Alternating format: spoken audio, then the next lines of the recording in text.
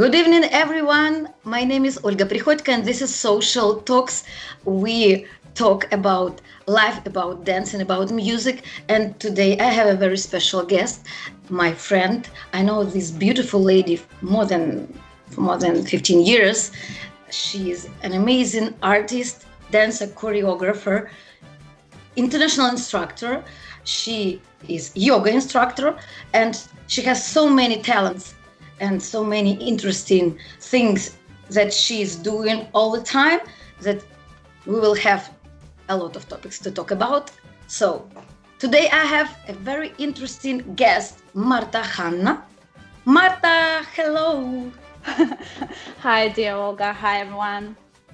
So this is Khanna. She is back to Ukraine. So welcome back to Ukraine. Thank you.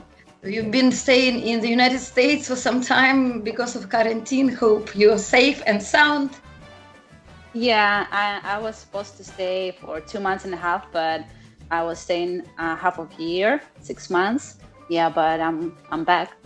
Yeah, back. And today we have so many interesting questions and topics to discuss. So I'm sure people are waiting, and we will start right now. Marta, everyone knows you as a great dancer, a choreographer, instructor, but not so many people know how you entered this dancing world. So when you started dancing in general, and did you ever think that dance will become the professional career? So it will become a lifestyle? So I was trying to dance when I was a kid, but and I was doing a ballroom like for 2 years. But then my parents couldn't pay for those dresses and competition, so I forgot about this idea kind of, and then I got back to it when I was 19. I was in the first year of university, studying law.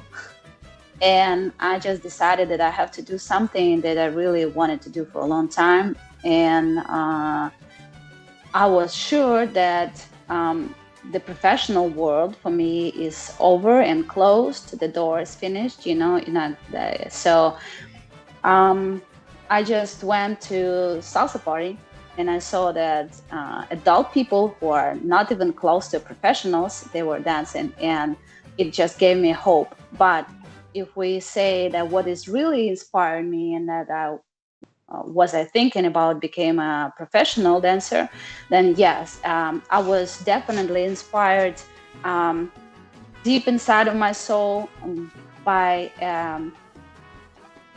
perfection of the lines, by perfection of performance, so yeah, inside of myself, I always want to be a professional on the stage, working hard, training hard, and then have a result where it's like the best level that is possible, from me or from anybody. So I was not inspired by social part of it. I was always inspired by the dance itself. What was your dream in the childhood in terms of profession? To be a dancer or artist, or maybe you wanted to be somebody else, like, for example, astronaut, or maybe ballet, I don't know, maybe you said lawyer. Okay. No, when I was like from 5 to 10 maybe, I was always saying that I want to be a dentist because my mom was a dentist. And because I was so afraid of dentists, So, and when the people were asking me about why do you want to be a dentist, I was saying, because I want to be a good one. Everyone hates dentists, so I want to make like a good job, so nobody like afraid but like me. But then I always wanted to be an actress.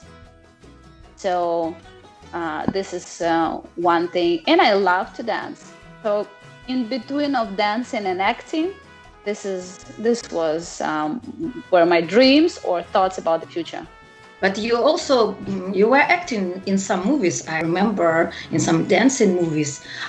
I hope to see this movie in Ukraine because it's probably only available in the United States. I don't know.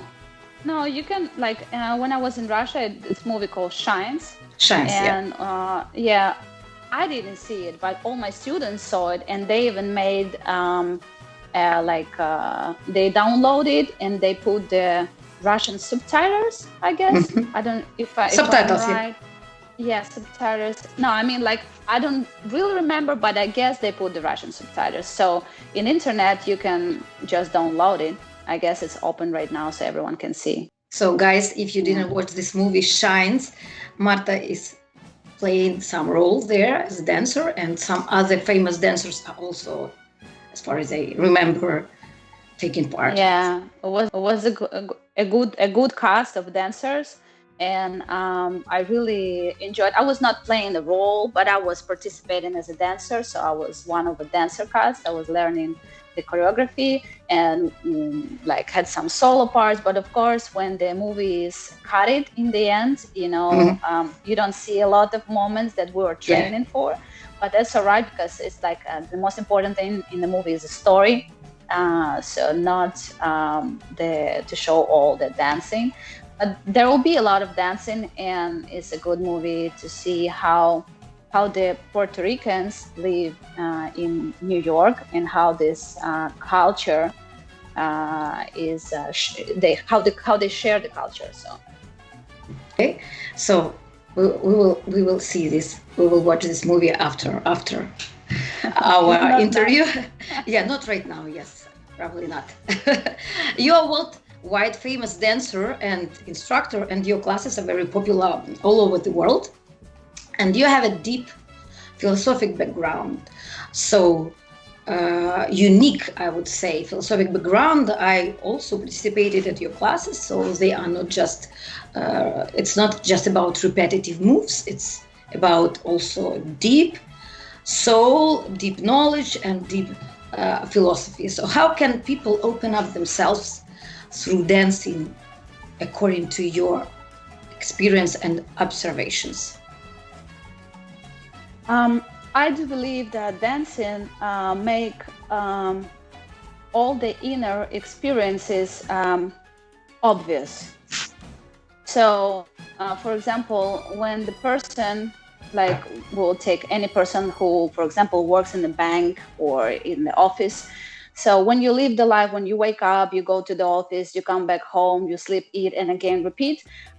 You may not know if you have any limitations in the body or in the mind, because you are not even challenged to see, you know, what you have inside. But when you go to, for example, on the dance lesson, you start learning the routine, and some moves may be not reachable for you right now, not doable right now. And you start seeing, oh, I have a limitation. I thought, you know, that I can do everything. And by seeing the limitation, you can work with them and become more free, you know. But if you don't even know that you have a problem, there is no possibility to resolve it. So dance make this. And for example, the other example is like a mental limit is for when teacher says, go in the middle of the dance class and perform the routine that you learned in front of other students. And it's challenging. Some people, they feel afraid, fear, judgment inside of themselves about others or about themselves. And this is a limitation. And it exists in you, for example. But if you are not challenging yourself, you may live all life without even noticing that you are not happy, not because the world sucks, but because you have some limitations. So in the dance, it's like, for me, you can see everything. You can tell so much about the person just by seeing the person moving. You know? So you can open yourself by learning about yourself and by working with it. Okay, but you, beside making workshops, you are all the time performing, and if people see you on the stage, including me, you all the time look so confident on the stage. So what is your advice how to get over this confusion and awkwardness that people feel, especially the people who just start their dancing career? Maybe do you remember some funny stories when you were first time performing somewhere and you also was feeling shy or confused? Well, so I will first answer to the question, and then I will tell the funny story. Okay. Yeah. So the question is like, I don't know why, but I always was praying before going on the stage. Right now I'm a Buddhist, so I don't pray like God, I can just focus and calm myself before I do it. And I always try to bring my mind into the lightest set that I can possibly imagine in myself, to be the purest source of myself, and then to go on the stage. So yeah, you just like, as less you think about what people will think about you, as better you perform. As more you think, oh my God, they will like it, or they won't like it, or how can I make them like it, is always like bringing other thoughts. And when you have to dance and transform some light or some idea, you won't be able to do it because your mind is thinking about something else. So just focus on the lightest part of you and just go and do your best. This is Absolutely. How I do it.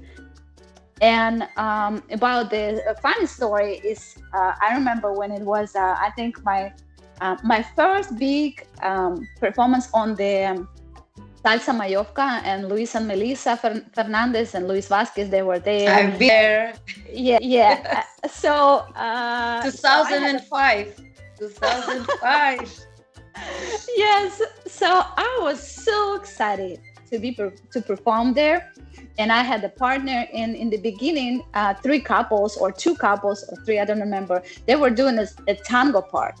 And then the other couples, they were coming to dance salsa, because you would not believe I was in that show with you. You were doing the tango part, and I was doing those couples with the salsa part. Yeah. So we were standing in the first line. Yeah. And my partner, he was doing everything perfect, and but he was all the time counting, 1, 2, 3, 5, 6, 7, all the time. So I was like, okay, whatever, if you need to count. So we danced the tango part, and it was passionate, and I was like performing first time, and I was super excited. And then when the salsa starts, this guy, he just stopped, and he looked to me, to other people, and then to me, and the music is playing, and everyone started dancing, and you came out, and the other couple came out, and I'm like, are we gonna dance? And he just, yeah, but I don't know, I lost my count. And I'm like, I'm trying to help him and to lead, but he was just stuck in one place, just looking like he's gonna die, with the eyes like with the glass eyes. And then I said, okay, then just move back from the stage. I remember that I was in that choreography together, and I was like waiting for our turn, because you were the first guys making tango part, and we were like, what's going on? What is going on there? Yeah, so I just pushed him from the stage, and we went from the stage, and then we let you to lead and to step up. And I saw that everyone were turning back, like, where's this couple which was supposed to stand in the front? Yeah. And then I remember that Luis asked me, like, you wanted this on purpose? Like, it was the idea of the show? I'm like, yeah, that was the idea of the show. I was so pissed and so sad. But you know what? The bad thing, that I was so pissed that I never saw this guy in the salsa party. Never, ever. Actually, me too. Yeah, so I'm sorry. Like, if this guy is watching, I'm sorry. I was just super young, and I was so excited and so disappointed that I might be at that moment super angry. So if you see this, I'm sorry. Come back, dance, and all that. And maybe you will give him another chance and dance that choreography to finish that story. For sure, okay. For sure. And that was choreography made by Salsa Club, Paul Rinaldo. If Paul watching us, best regards to our first teacher, salsa teacher in Kyiv, Ukraine. But you are making your own choreographies and your own shows, amazing shows, boot camps, ladies shows. You have so many different cooperations, partner work, couple show, and your shows are unique by the creativity, interesting concept ideas, and music. How do you get inspiration to create your shows? How you select this interesting, always like unique, there is such a term by DJs, not shazamable music. So interesting how the inspiration comes to create the shows. It can come from the music that I've heard, but usually, I would say that inspiration comes in a moment of peace. So if I need to do a choreography, I just take a time for myself to relax and to concentrate and just to feel myself. And it was before was not consciously, so I was not knowing that I'm doing this, but this is how it worked. I was just sitting, thinking, and then not thinking, and eventually the idea was coming to my head. And right now I just know what I'm supposed to do, because when I really push myself and I try to, okay, now I'm going to find the music and I need to do something, that it might not come. Oh, that was a great moment. Yeah, it was our show. Yeah. Show. And like when I choose the music, I just listen to it, and then I start seeing some pictures in my head, and I just try to interpret it with the moves. Okay, so thank you very much for this opportunity. I've been participating in numerous shows, choreographies. Thanks to you, Olga. And it was a great pleasure and challenge. I've been dancing for many years as a social dancer. Okay, I have some experience, but I would like to say to everyone that participating in Marta's shows is a challenge to different dancers, no matter which level you have, how many years do you dance, because she is making really unique choreographies plus difficult moves using different styles. So we will move to another question. Guys, if you want to ask some questions, please do not hesitate to write in the comments. We will pass them to Marta during this talk. And coming forward, another question is about mixing different styles. In your even workshops, in your shows, you mix different styles, not only pure salsa, mambo, or Cuban style. So which other dance styles do you dance or would like to learn? As older I became more advanced, like not advanced, experienced. I can say less that I really dance these styles, but I constantly take classes and try to keep my hand on the pulse, what is happening. I really love learning. I understand that the most from the dance part, like dancing, performing, teaching, or learning is my favorite thing. So I really love to learn someone else choreographies or someone else styles, or about the styles, and dig deep in.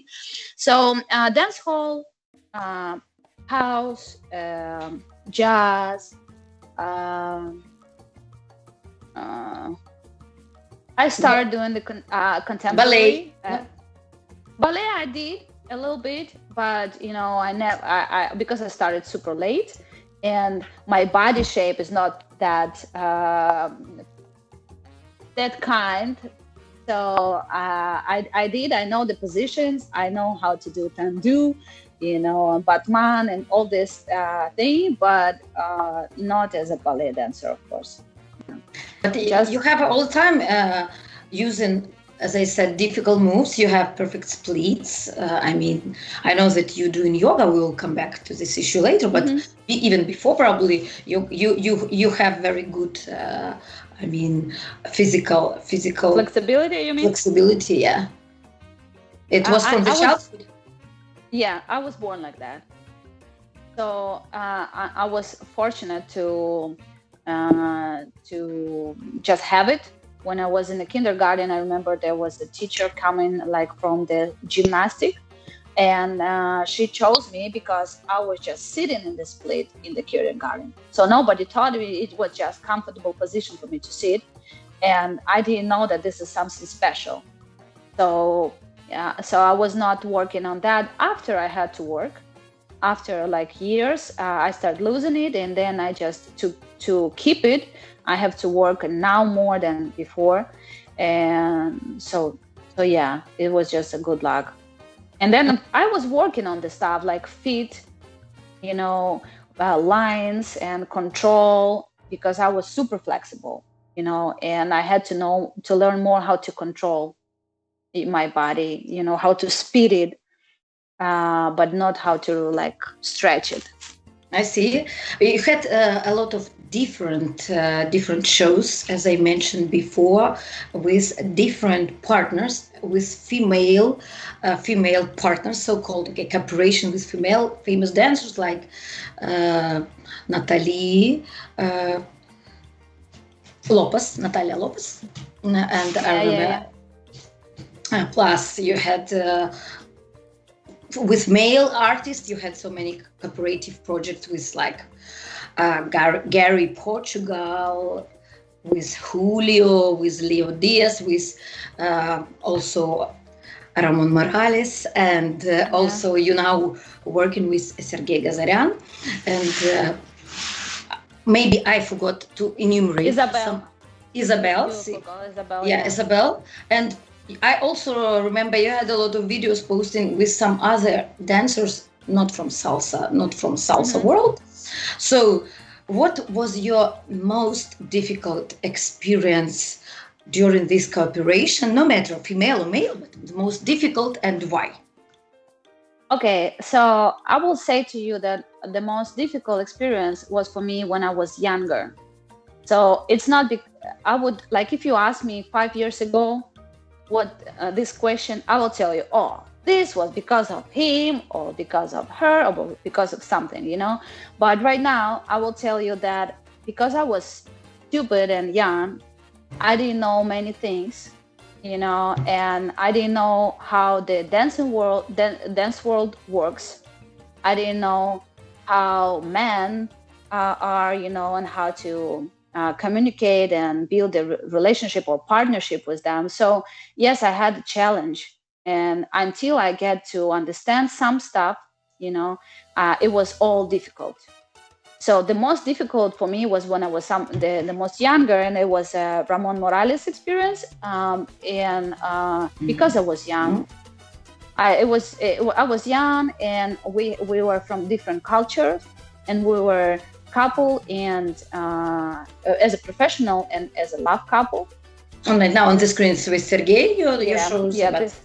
This is Sergei Gazaryan. He's like, and for example, with him is the best experience that I had, because there were no pressure, because I was understanding how to handle some stuff and how the thing works. So I didn't have a tension inside of myself. And when I was young, I had a lot of expectations about how things has to be, how people had to treat me, and how everyone going to be there waiting for me, with open arms. But when you realize that in the reality, there are some corrections to these ideas, I just don't have expectation anymore. And this what makes this experience beautiful. When you don't have expectation, when something nice really happening, you are like surprised and happy. And when there are some challenges, because you don't expect them not to be there, you are fine. You're like, okay, challenge, we're gonna, solve this problem, and that's it. So.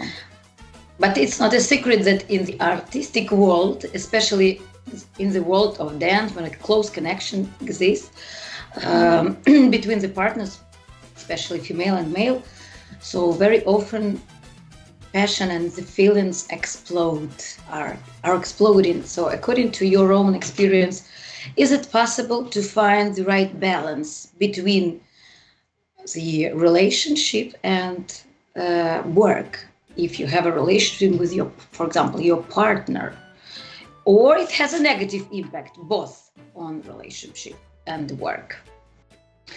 I think that everything is super subjective and super subjective. And I know more couples that they become a love couple, and then they start working together, not the opposite. So the connection that you say, physical connection, or like touch, that people usually say, when you have this, when you dance so close, you start the person. So it's not really true when we talk about the professional dancers. It's not true, because when you work, you have so many dances, and you are thinking about the work and about your goals and about the technique, and there's so many things and pressures. So it's not where actually the sparkle, how you say, comes. So, but also from another hand, dancers, they train during the week, they teach, and then during the weekend we go teach. So we don't have much time to go out and see other people from who does like different professions. So we are in this circle of dancers, and we all want alpha male or alpha female.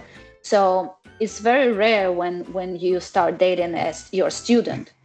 Mostly you see as a partners those who are doing the same thing as you, because you have this illusion that they are on your level, kind of, But so you choose from dance world, and then you fall in love with the person, and then eventually you start wanting to spend more time with the person, because you know how we work, and you try to connect. Okay, so what shall we do? Yeah. We're going on. So I don't know whether people see us or hear us. Nobody's hearing us. Okay. Marta is back? I'm back. Okay. Oh.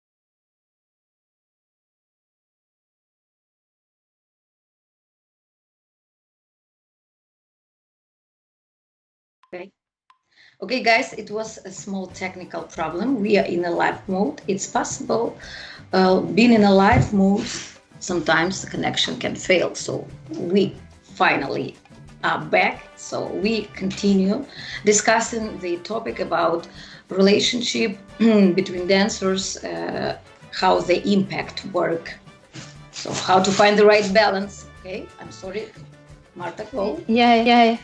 Yeah, so I was saying that usually you fall in love and then you start working because you want to be more with the person, and because you kind of try to see if you can create something together. And sometimes it just doesn't work because you are completely two different dancers, and because you fall in love not because of the idea or the same goal, but because you just like the person, and then you try to fit it in the work. So you might be having different goals and different thoughts about how it has to be, and the person has its own, and you are kind of pushing yourself in the situation where you might be not fit, or the person is not fit, So I don't know how to find the right balance in between it. I know that the balance is somewhere where there are no expectations, and when there are honesty in what you want to do and how you see things, how you see the dance, what you want to do, and where we can, find the common things. So it's hard. It's hard because you spend a lot of time, but also I know some couples who are like amazingly, they have amazing relationship and they travel all the time and they train super hard and they like win the world competitions and they are together. It didn't work for me that good, but it worked for other people. So it's super subjective. I see. And in the artist world, there is a huge competition between artists, in the couple, between partners, or between artists in general. How do you consider competition in general, this issue as a competition? And what is your opinion, healthy or unhealthy competition? Of course, it's unhealthy, but I would just say that it's real, and this is in human nature. And unfortunately, I think that this is illusion, but people think that this is very important, and sometimes this illusion can drive them to be better, kind of in the dance, not in the life, but in the dance, and they try to work harder. But I think it will not bring the happiness and the satisfaction, never ever. So if you try to beat someone, it is like, I'm always saying that no competition. We just wanna, like, to my students before the show, I say, think about the idea that we want to share. Think about your team, be all together. Share the best of your with the audience. They have to feel that they want to dance. You have to fulfill them with something. And then in the end of my speech, everybody like with the closed eyes, and they're like, one girl, she said, "Okay, let's go beat them." I'm like, oh no, like Americans say, Lord have mercy, So in this, so I was saying this, but some people, it's still the way they think, and it's why they do. But it's all illusion. It will just always, you will be always like running to become better than someone, and there will be always someone, and there will be always someone, and someone and someone. You just like running, and you never feel happy, and you never feel peaceful, and you cannot share the happiness. It's my opinion. So there is no competition for me, not because I'm the best, no, but it's no competition because I just really love when people do something cool. It inspires me. That's so nice, if they did something that I cannot, or that I didn't. It's amazing, and it's an inspiration, yes. Competition, no. And by the way, sometimes I know that things happened. You probably also faced the situations when you were creating something and you were copied by somebody, like ideas. Yeah. How do you react in these kind of situations? I mean, if you see that, for example, in the internet right now, everything is possible to see, Yeah. Right now, I'm just smiling. I really think that it's cute. It's cute when that they liked some idea that I made and they try to like copy because they want to be kind of something that looks like me, but I mean, like somewhere where I was, or the costume, they like the costume. That's cute, I had so many examples. Once I came to one school in Moscow, and girl just said to me, "Okay, you have a private with my student, and we just copied your routine. So can you help us clean it?" I'm like, "What do you mean?" She said, "Well, I taught her your routine, and I want you to help us to clean it." So if I wasn't there, they would just dance it, But because I'm there, they asked me to clean my routine, my solo routine. So I was so shocked. I was like, okay, because I was in this school for work, so I had to do that. But when I start watching, I look to it. They changed some parts, they add some parts, but they took the whole beginning with the same music, the same beginning, like steps. And I looked to it and I said, well, if you want to dance this routine, let's do it good. At least let's do it the way I was doing it. And I just taught them, and it's no problem. Like I don't lose anything, So I don't look like if they take or if they dance the same thing, how it impact me. It's only how I let myself to be impacted. Before I was really worried because I thought that it's not fair. Right now, we all copy. There is nothing that we can really create that it was never created before. The steps, we'll learn some steps, we'll learn these lines. It was all created. So when I realized that I do by myself, when I inspired by looking to other dancers from different styles, and I love the moves, or I go take a class from different styles, then I use it in my dance. This is me copying someone else, so this is how we learn. You say some cool joke, I will remember it, and then I will say it to my friend. And does it make me like bad person or something? No, it's just I really like that joke and I wanted to share it. So we're kind of sharing it. And if I did something that they like and they want to share it, that's fine. And now I would like to ask about one experiment you've made, a very controversial experiment. Probably nobody would copy that or copied that before. I never know. Yeah, I'm talking about your experiment when you were coming out in the street as a bum, I don't know, as a poor person sitting on the street. And what was the result of that experiment and why you decided to make this experiment? So people will see these pictures right now on the screen. Yeah, I was doing it because, we are human beings. We are very we depend on the opinion of others. And if you look to your life, you will see that almost everything what you do is going to be because you want people to think about you some way. You want people to like you, and when they don't, you really feel upset. You feel sad when they don't like you, when they say bad things about you, or when they just don't like you, and I just believe that the happiness is where there is no such thing. When you don't want people to like you, you don't do anything, bad, but you don't live by doing something so they can like you. And the bomb experience is, I didn't know what to expect, but, it was a little hard because my brain was saying to me, yeah, but you are not a bomb. You are not a bomb. And you're going to go there and everyone's going to think that you're a bomb. And then I said, what? And so I wanted to feel it, and I wanted to release this tension.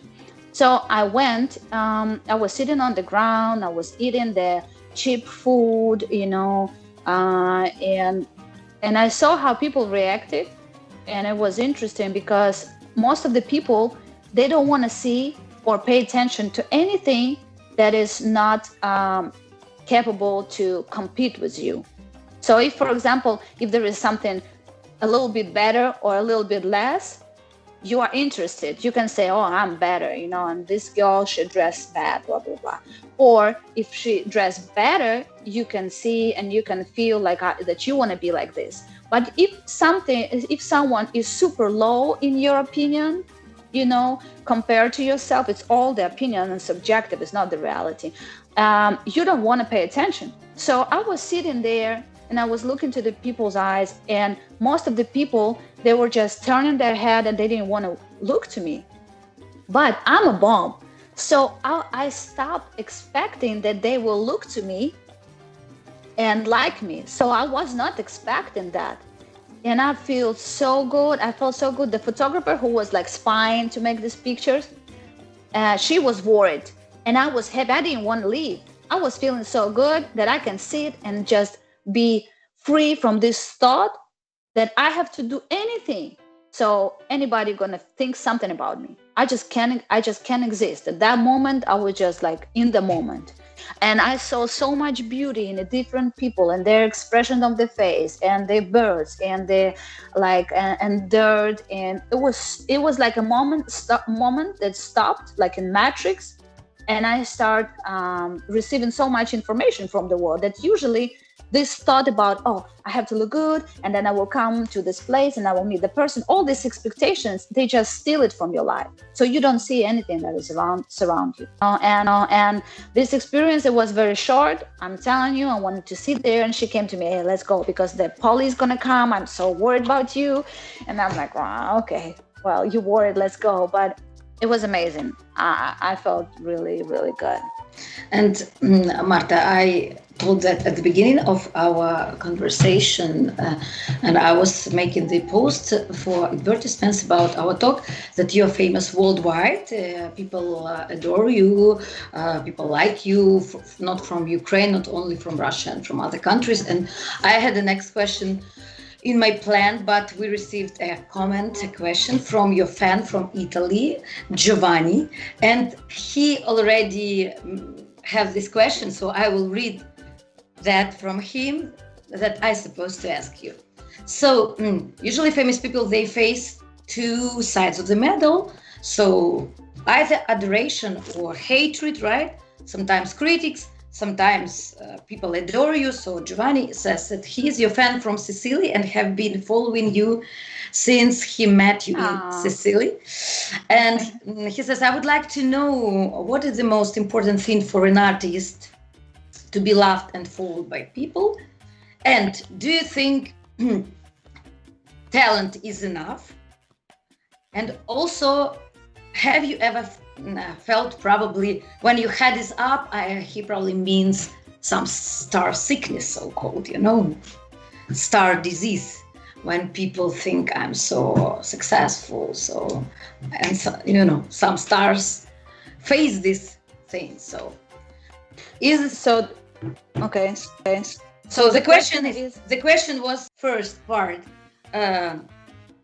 what is the most important thing for an artist to be loved and followed by the people? And did you ever feel that feeling of star sickness and disease when you had this up?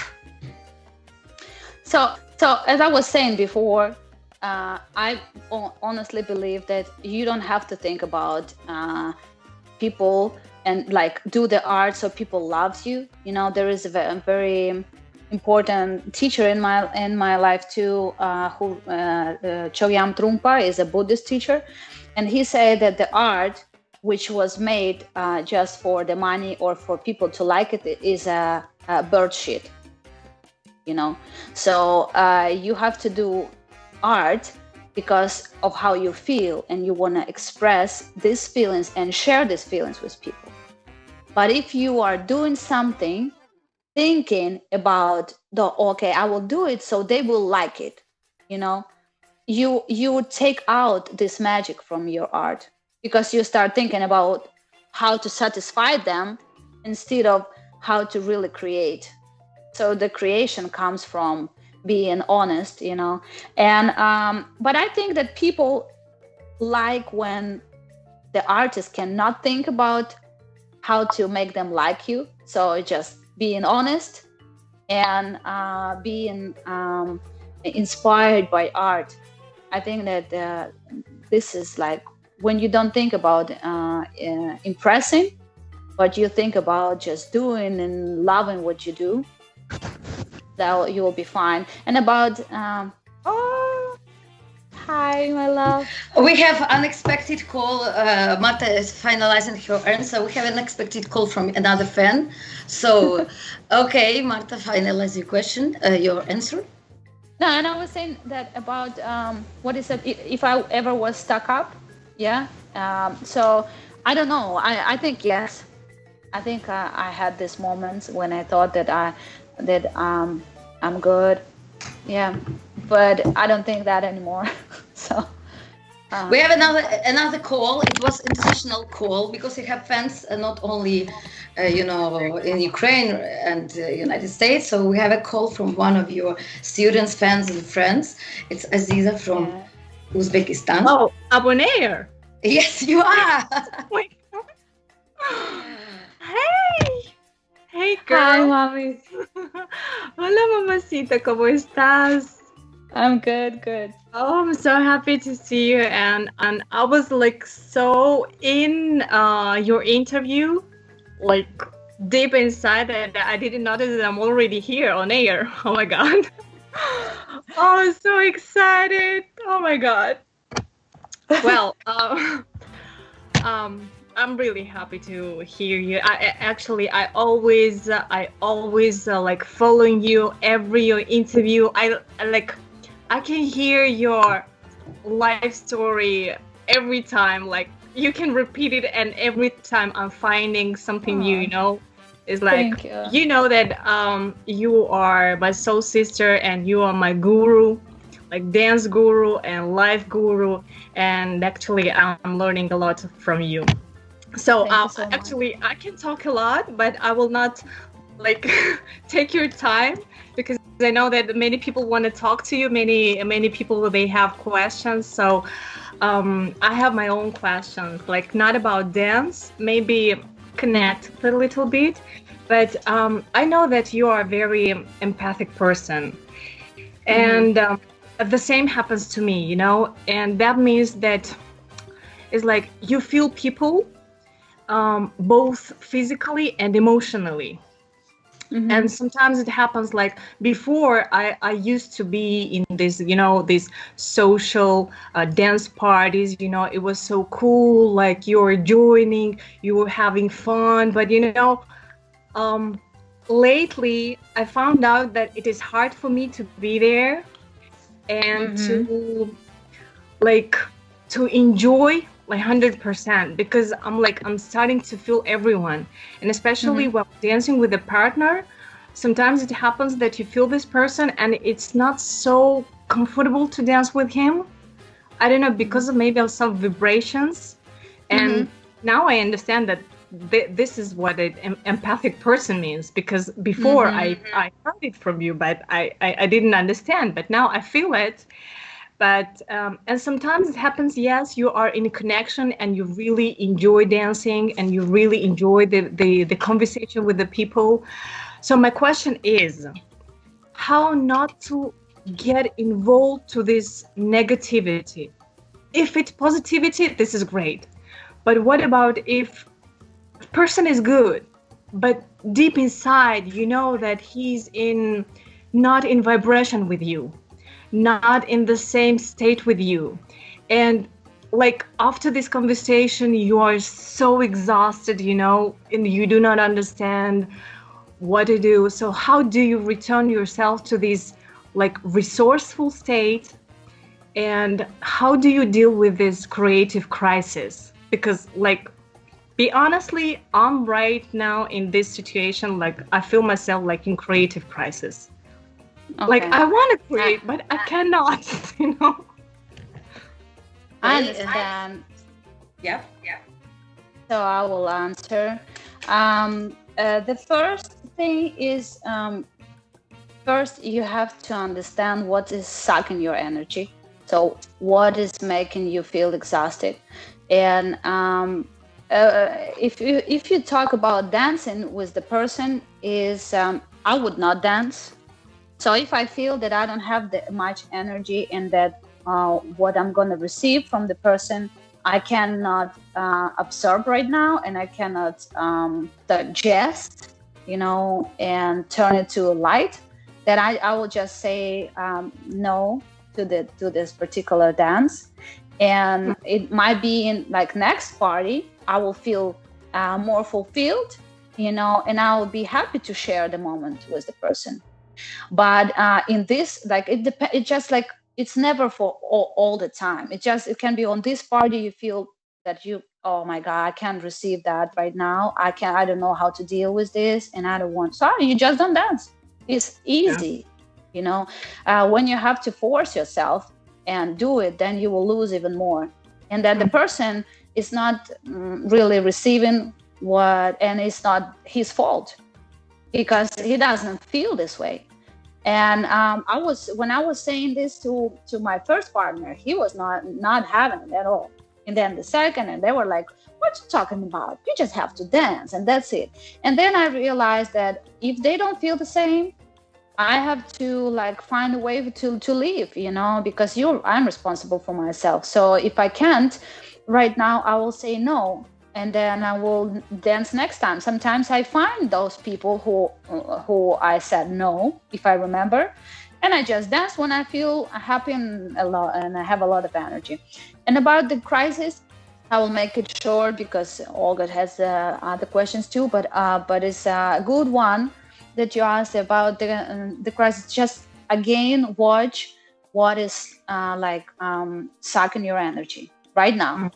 So which situations or people or some thoughts that you haven't constantly takes your energy away, and you have to stop doing that, and then to find for yourself a time to be by yourself and to fulfill, like do yoga and I do retreats because I need, for empath, it's very important. If you're really empath, it's very important to stay by yourself, to recharge your batteries. Because if you always feeling this person and then feeling that person, and then you get lost and you don't know where you are right now, and you lost all the energy for other people. They didn't ask you though. It's your choice, but you just do it because it's happened.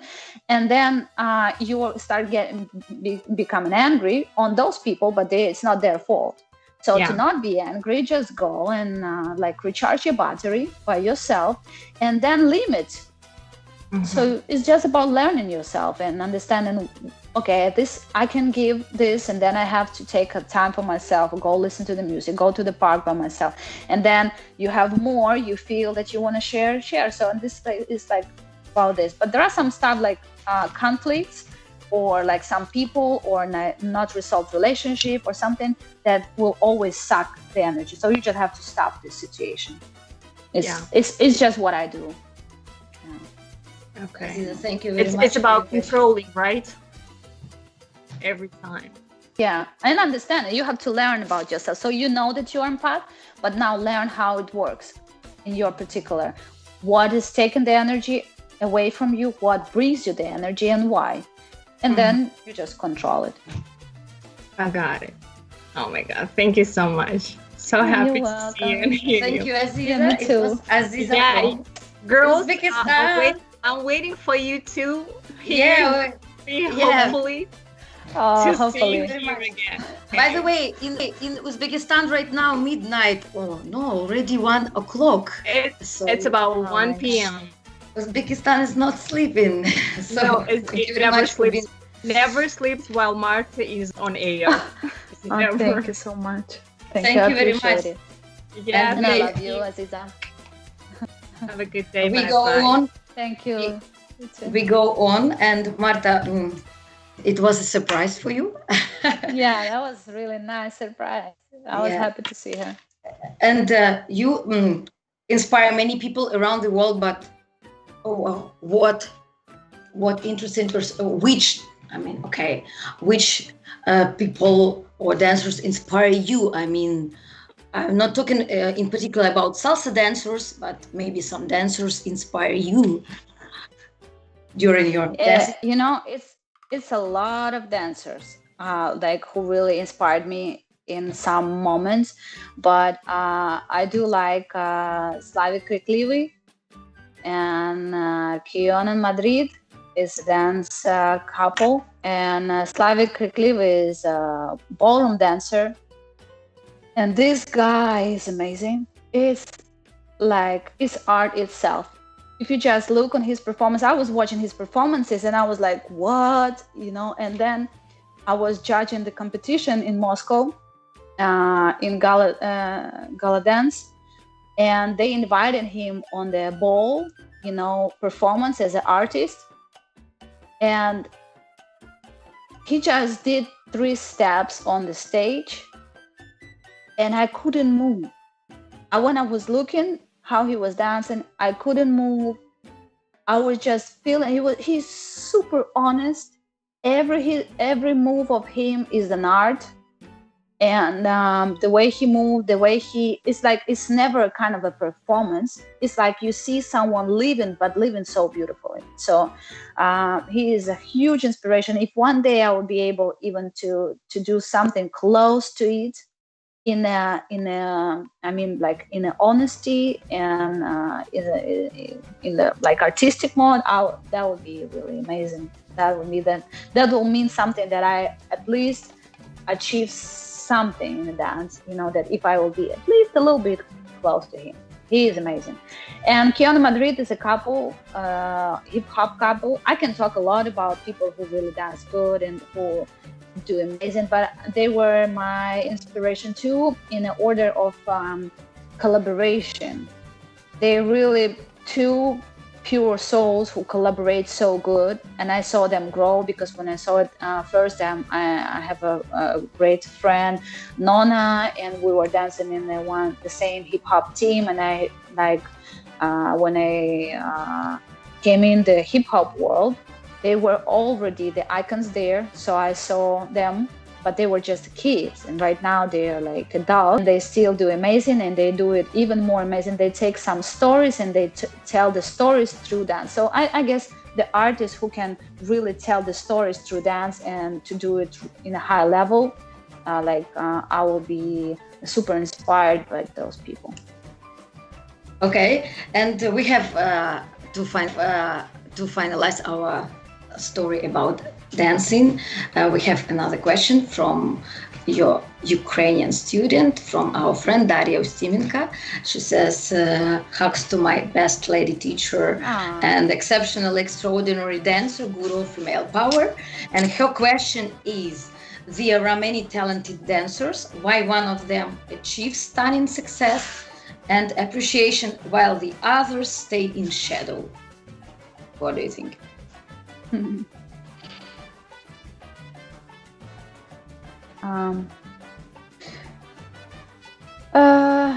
I just think it's so many things that will be like that. How to say that influence the success? Is you have to really want it, and but also not to want it that much, so to have a clear view on the things that is happening and on yourself, one thing. And then I think that it's just kind of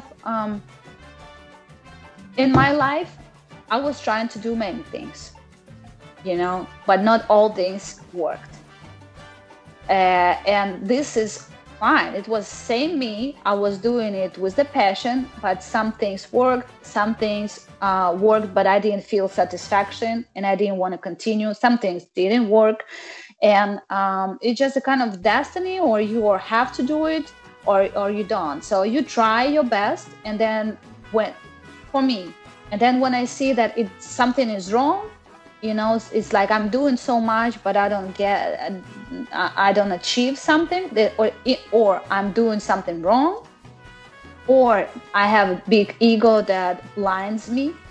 Because if you have a big ego, for example, and you are going to, you have this passion and you really want to be better, this is an ego talking. Because if you really want to dance, just create the dance and be happy. Then you will never think about what do I have to achieve, So, but there are also a lot of dancers with a huge ego, and they are achieving the thing. So I don't know. There is no formula in my head. It's just I go where I have an energy. So if I go and I do something and I receive a lot of energy and I want to do it no matter what, no matter if people like it, people don't like it, I get paid or I don't get paid.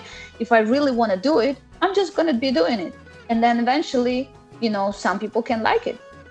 People cannot, but it's not my goal, and it makes me it was my journey. I was just trying to express myself and learn, and that's it. But I'm not a super famous person, I'm not the top dancers. So and I didn't get there, or I didn't stay there because I didn't have that motivation.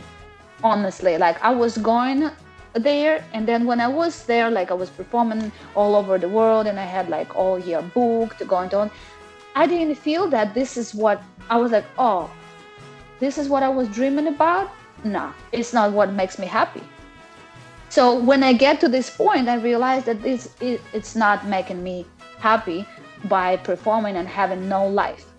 You know, I really like learning. So I didn't continue pushing because I didn't have the motivation. You know, this is my personal thing. And right now, I don't think about doing anything to impress or to. And before I had this goal, because of my family, because nobody believed in me, I wanted to prove something to someone. Now I know that I already proved to myself, and I don't feel like proving, not to myself, not to anyone, anything. I just want to enjoy, and learn. So I'm just focusing on this. I'm just like learning as much as possible and trying to be as honest as possible, because the most hard thing is to be honest on stage and in life, completely honest without expectations. So this is what I'm trying to do. So I don't know, like about this shadow. It's like, maybe I'm not the best. Maybe you have to ask like someone higher, because I don't know if you're talking about me in shadow, or me achieving, or like which position, because I don't really no, I'm not. I don't think that I'm someone who is like reached super high. Okay, Marta, thank you for your honest answers. It's very, very interesting to talk on and to speak about some topics, not very, I mean, pretty topics, different topics. Okay, so thank you very much. It's social talks, honest talks. Thank you very much for the questions, guys. And thank you. We would like to move to yoga part. You are certified yoga instructor, so right? Yeah. You are. Yeah. So you are now doing yoga. I don't know how correctly to say, doing yoga classes, or how to say about yoga. So when you started practicing, right? Practicing. Yeah, practicing like 6 years before, maybe 7, 6, 7. And but when I was a kid, I said to myself, I remember this, and to some other people, I was saying that when I'm going to be 25, I'm going to be I will start doing yoga, and I will stop doing whatever I was doing, and I will just go in the monastery and stay there. So that was my idea. So I had it somehow, but I think I started 27 or 26, a little later than I was expected to, and then I went to teachers class because I wanted to understand more the physics of it, and anatomy, and why and how do correctly, because I was taking a lot of classes and I was doing my individual programs with amazing teachers from Ukraine, and so they were my inspiration. But in the class you can't really ask so many things, and there was so many things that I wanted to understand how the body works. And I was doing somatics, Thomas Khanna. I was learning this. It taught me a lot of things to help my students, for example, when they have some blocks in the body, or at least understand, because sometimes you say to a student, you have to move like this, and then you show, but the person can't. Then you explain, but the person can't. And you just like, okay, go repeat.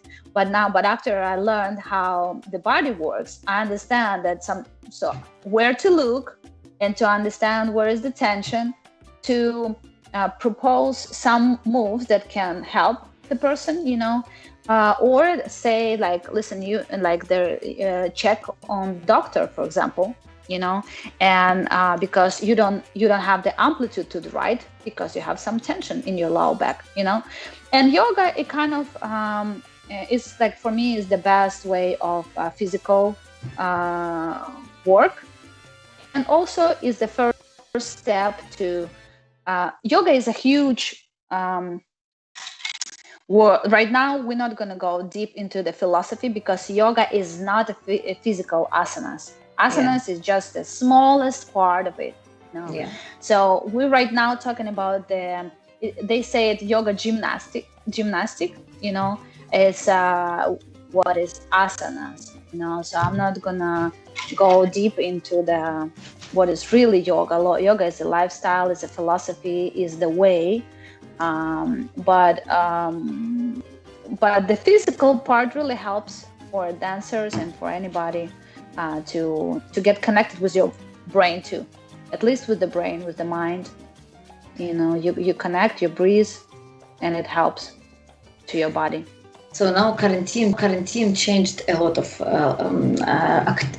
different activities, our lives completely, and now everyone makes classes and yoga practice and workshops, interviews online.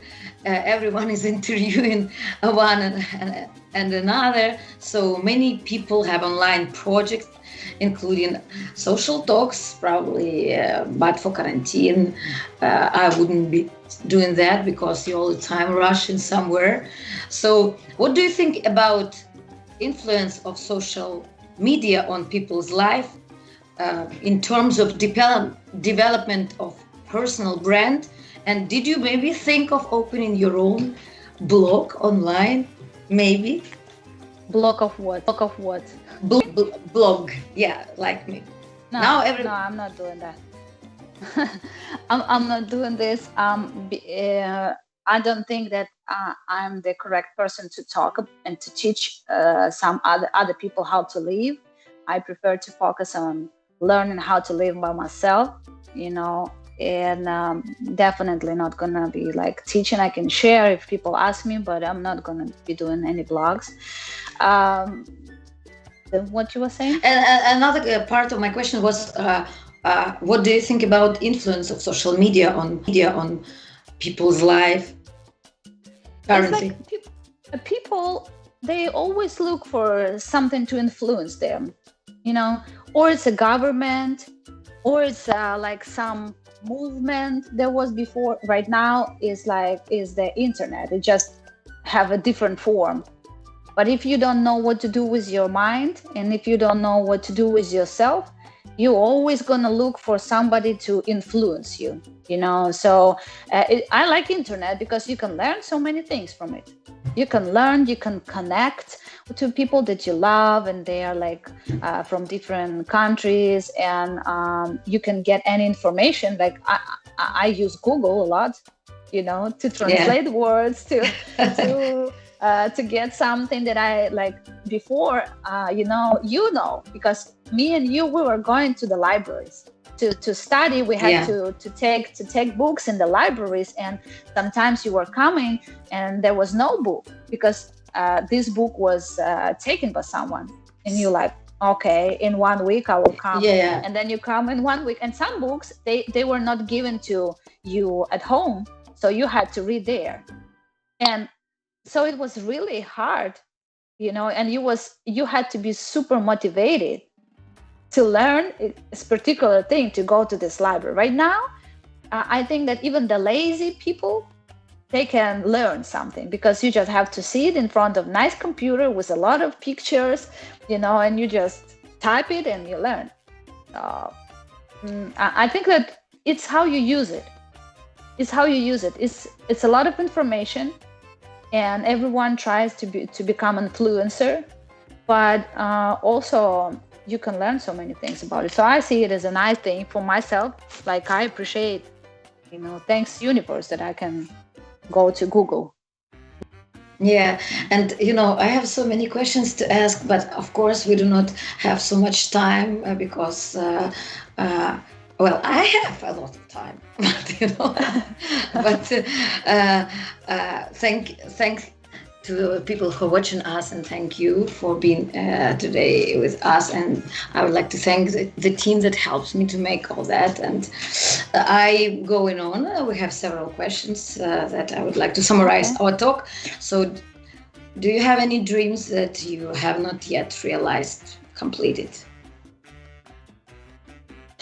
I have a dream, but not a dream. I have a way, but I don't think that is correct to talk about it. You just have to walk it.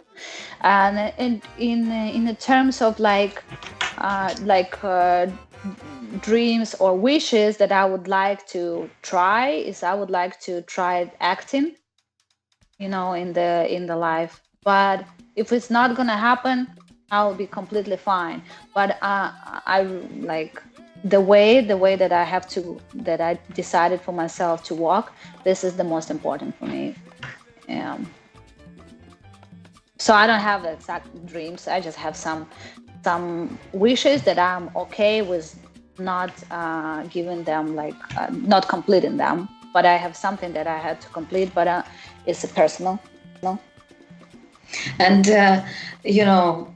I've been mentioning that before, and you already said that you've been doing a lot of things. I would like just to tell people that Marta, beside dancing and yoga, she also she has experience as a singer. She was acting in some video clips and some movies, and she was making some photography, with some professional equipment, and she has this kind of experience. So this is a very multi-talented person who never stops, who develops herself all the time.